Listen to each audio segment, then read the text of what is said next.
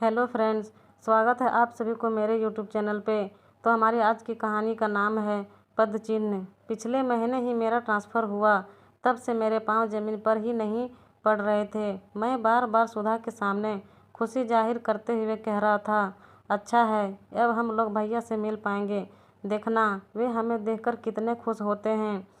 थोड़े दिनों बाद जब हम लोग नए घर में शिफ्ट हो गए, तब भैया के ऑफिस से उनके घर का पता लिया।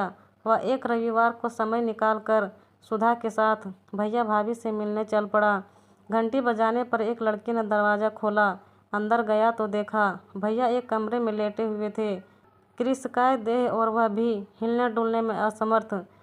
सहज ही अंदाज़ा लगाया जा सकता था कि भैया लकवाग्रस्त हो चुके हैं।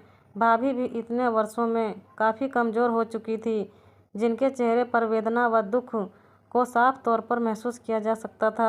मैंने कहा, भैया आपकी यह हालत कैसे हो गई? बच्चे कहाँ हैं? आपकी देखभाल करने के लिए कोई नहीं है क्या? भैया की आंखों से तो केवल गंगा जमुना ही बह रही थी। भाभी ने ही बताया, दोनों बच्चे अपनी अपनी गृहस्थी में मस्त हैं। यहाँ आकर हमें संभालने के लिए उनके पास समय ही नहीं है। तुम्हारे भैया को अब अच्छे डॉक्टर व देखभाल की ज़रूरत है, जो पैसों की कमी की वजह से नहीं हो पा रही है। सुनते ही मुझे धक्का लगा और आदों की परत दर पर खुलती हुई उसी दिन पर जा अटकी, जब भैया का सामान पैक हो चुका था और वह मुझे व माँ को छोड़कर जा रहे थे। आज आप हमें इस तरह छोड़कर नहीं जा सकते भैया, मैं आपके बिना नहीं रह पाऊँगा। प्लीज़ भाभी, आप ही भैया को समझाओ ना। हम कम खाकर गुजारा कर लेंगे, लेकिन अलग नहीं रहेंगे। भाभी ने भी भैया को उस समय उन्हें समझाने की कोशिश की थी, लेकिन वह भी भैया की जिद तोड़ने में कामयाब ना हो पाई थी। मैं गिड़गिड़ाए जा रहा था, लेकिन भैया संवेदनाओं को नकारते हुए हमें अनदेखा कर दिया और भाभी के साथ आज से 25 वर्ष पूर्व घर छोड़ दिया था। वह दिन मेरे जीवन में काले अध्याय के रूप में अंकित हो रहा था।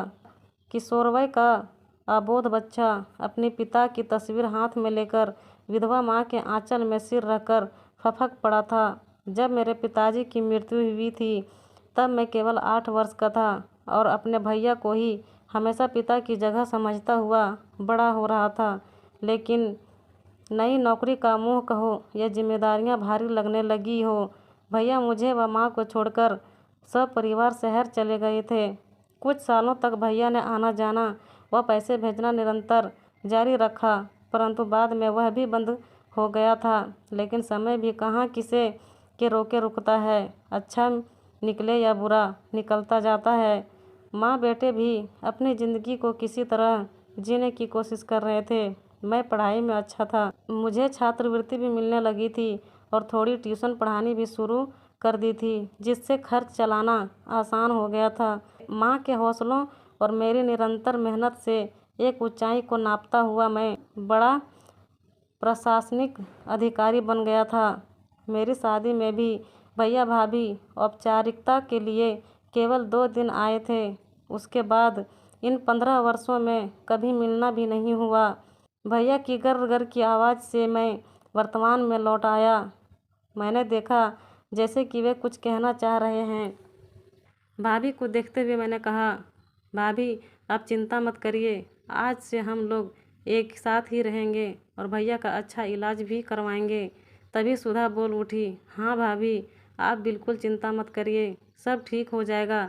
इतने वर्षों तक आपकी आंखों में मैंने एक सूनापन देखा है, जो भैया के घर छोड़कर जाते हुए पदचिन्हों का हमेशा पीछा करता रहा है। और आज आप लोगों को देखकर उसके चेहरे पर जो चमक आई है, वह किसी सपने के पूरे होने से कम नहीं है। भैया की आंखें एक तरफ घूमकर वहां अटक गई, जहां उनके दोनों बच्चे भैया के कंधे पर बैठे थे। आंखों से अनवरत बहते आंसू शायद कह रहे थे, तुम जैसे पदचिन्ह छोड़कर आए, उन्हीं का अनुसरण तुम्हारे पुत्र कर रहे हैं।